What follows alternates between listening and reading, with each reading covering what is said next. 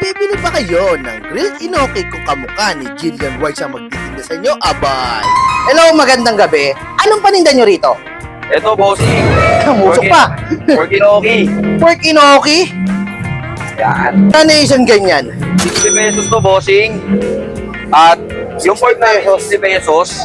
Yung beef namin, 70 pesos. 70 pesos. At pinipilaan kayo ng mga tao, anong meron sa inoki nyo? Siguro, guwapos magaganda yung tindero. Aray mo. Saan gawa yung inoki nyo? Sa Sangyup, cut, tapos mushroom, syempre, inoki. Ano ba mga kasama niyan? Kasama na ito si Jillian Ward.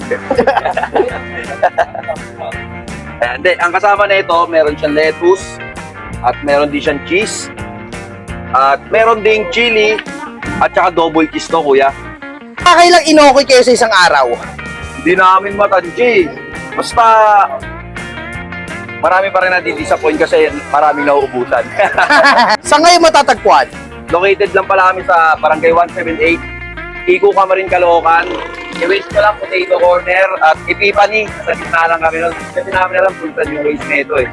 Pero ngayon, dito lang kami sa tapat ng King of Street Food. Anong oras kayo nagbubukas? Alas 8 yung start ng ano namin, ng open namin. Tapos hanggang sa maubos. Ayun. Nila lang.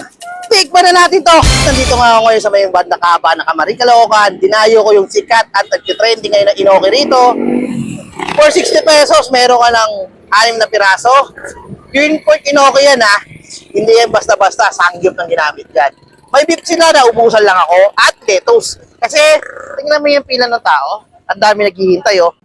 Tingnan mo yan pa. Sakto yung laki niya. Good for sa presyo niya. At nag-uusok-usok pa. Masarap kasi hindi halos mantikain. Kasi niluto yan sa ihaw. Nalala sa akin yung pagka-grilled niya.